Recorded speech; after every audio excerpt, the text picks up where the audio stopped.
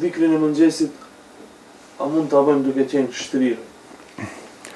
Dhikri i mëngjesit dhe i mbrëmjes sunet i pejgamberit alayhis salam, për e ka bën vet dhikrin e mëngjesit dhe e ka bën dhikrin, domethënë dhikr përmendje Allahu subhanahu wa taala.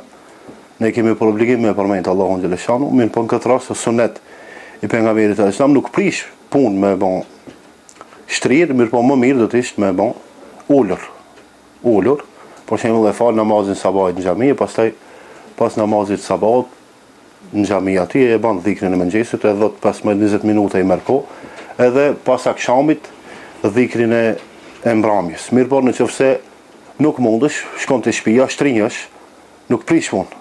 Edhe shtrir nuk prish punë me përmend Allahun ose me bën dhikrin e mëngjesit. Në këtë rast pyetja për dhikrin e mëngjesit, mirë po ata janë dhikre, punë sunete që nuk ndahen njëra prej tjetrit, në për libra përmend dhikrin e mëngjesit dhe i mbrëmjes. Nuk prish punë nëse e bëjmë shtrir. Inshallah Allah na udhëzon dhe na bën të mundshme që ta përmendim Allahun në mëngjes edhe në mbrëmje.